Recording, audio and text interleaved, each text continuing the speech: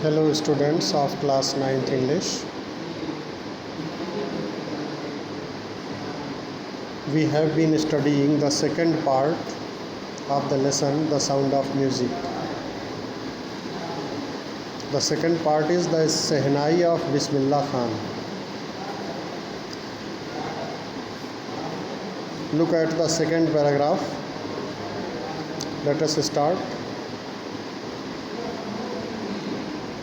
Look at the para. The sound of the Shehnai began to be considered auspicious. The sound of the Shehnai began to be considered auspicious. Shehnai की ध्वनि began to be considered auspicious means मंगलकारी मानी जाने लगी. Began to be considered मतलब मानी जाने लगी, auspicious मतलब मंगलकारी या शुभ.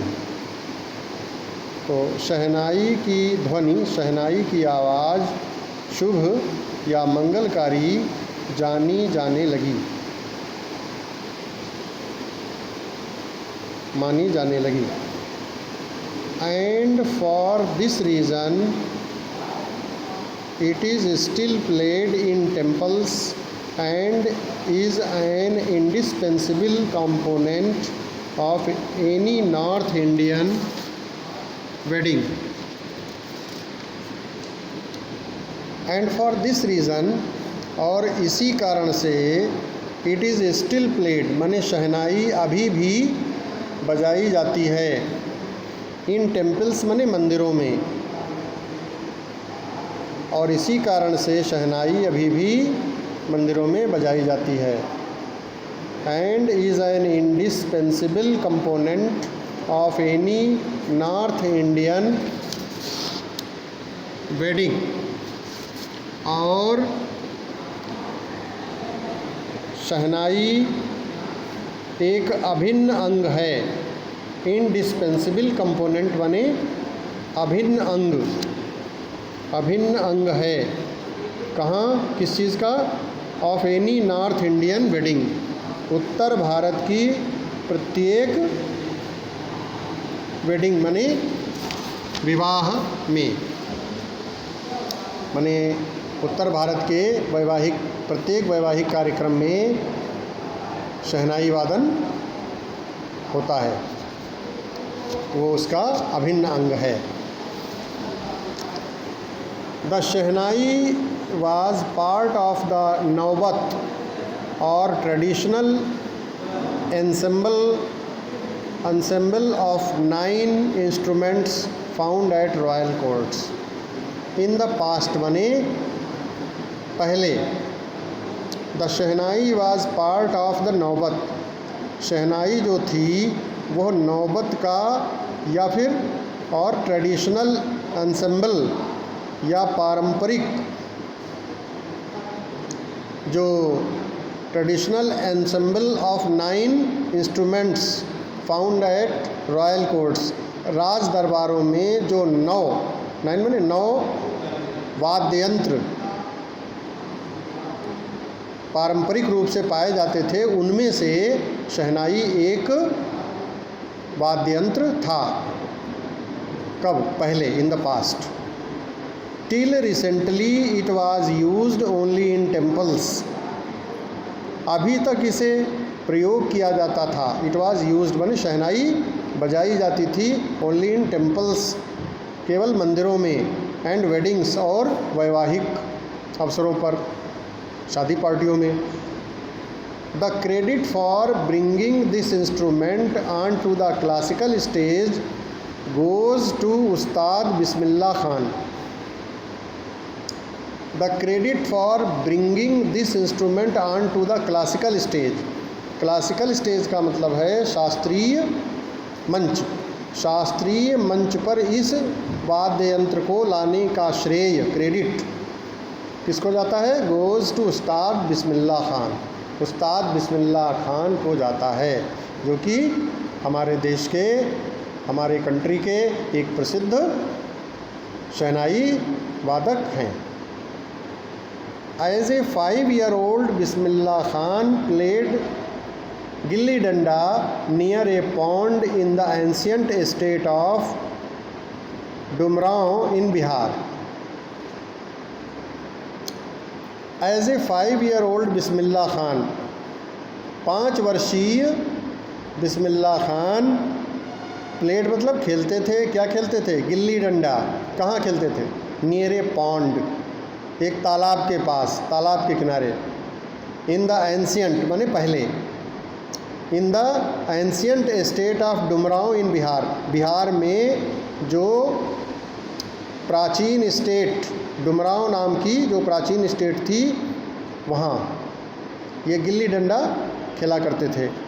ही would regularly go to the nearby Bihari ji temple to sing the Bhojpuri Chaita,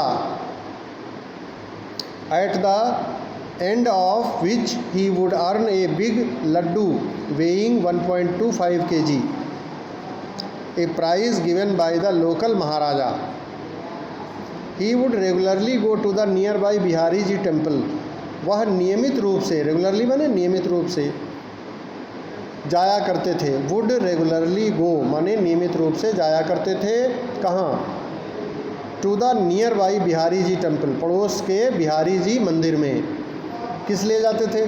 to sing the Bhojpuri Chaita, Bhojpuri Chaitra मास में गाया जाने वाला गीत, उसको गाने के लिए।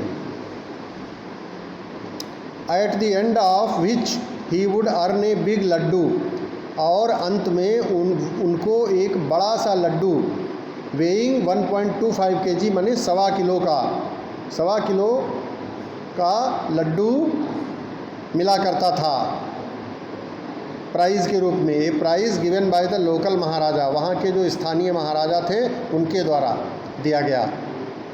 जो लड्डू होता था 1.25 किलो का, वो उन्हें मिला करता था या मिलता था।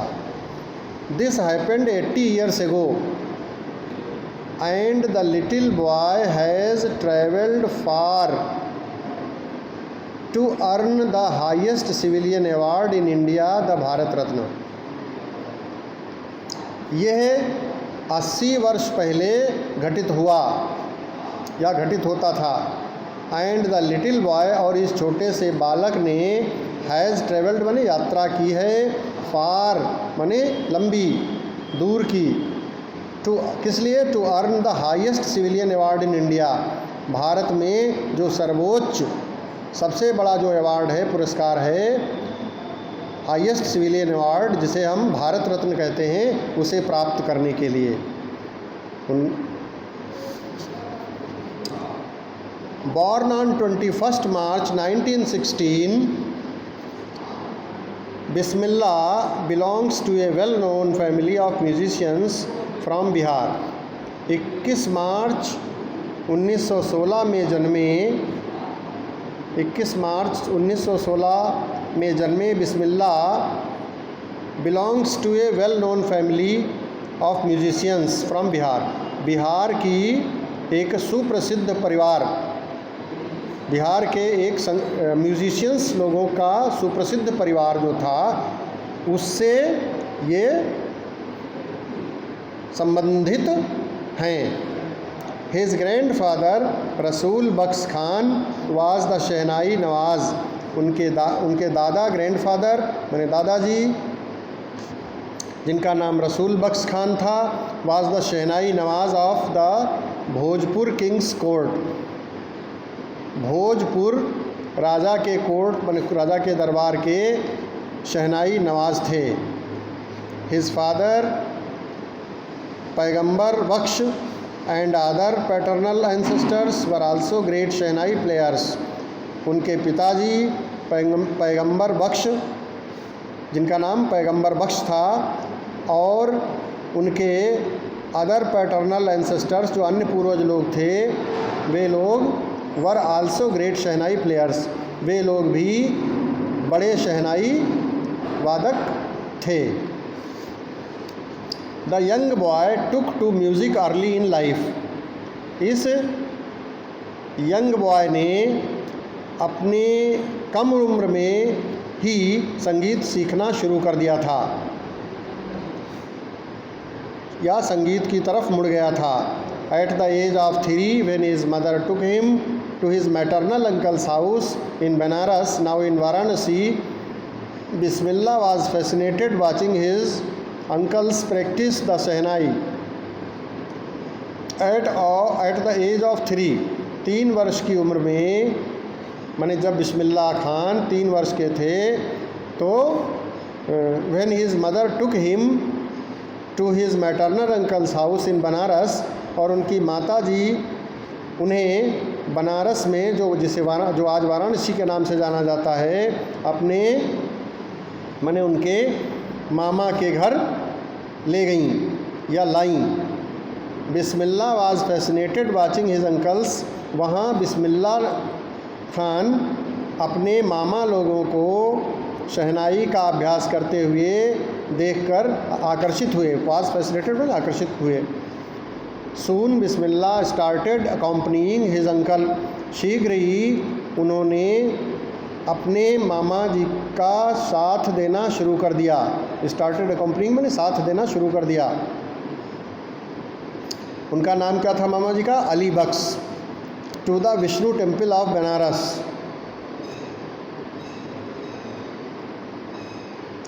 जो बनारस का विष्णु टेम्पल था वहाँ। Where Bakhsh was employed to play the shehnai, जहाँ अली बख्श जो थे वह शहनाई बजाने के लिए नियुक्त किए गए थे। Ali Bakhsh would play the shehnai and Bismillah would sit captivated for hours on end. उनके मामा जी Ali Bakhsh would play the shehnai मैंने शहनाई बजाया करते थे, एंड बिस्मिल्लाह वुड सिट, और बिस्मिल्लाह खान बैठे रहा करते थे मोहित मंत्रमुग्ध, कैप्टिवेटेड माने मंत्रमुग्ध होकर, घंटों तक, फॉर आवर्स, अंत तक बैठे रहते थे, बैठे रहा करते थे। Slowly he started getting lessons in playing the instrument, शीघ्र ही उन्होंने वाद्यंत्र बजाने का सबक सीखना शुरू कर दिया। And would sit practicing throughout the day, और पूरे दिन अभ्यास किया करते थे, और पूरे दिन बैठ करके अभ्यास किया करते थे। For years to come the temple of Balaji and Mangala Maiya and the banks of the Ganga became the young apprentice's favorite haunts, where he could practice in solitude. For years to come, आने वाले वर्षों में, the temple of Balaji and Mangla मैया and the banks of the Ganga, ये जो थे became the young apprentice's favorite haunts, ये young बिस्मिल्लाह खां के प्रिय अड्डे बन गए, जहाँ ये अपनी शहनाई वादन अपना किया करते थे, माने अभ्यास किया करते थे। Where he could practice in solitude माने अकेले। And flowing waters of the Ganga inspired him to improvise and invent ragas that were earlier considered to be beyond the range of the shehnai.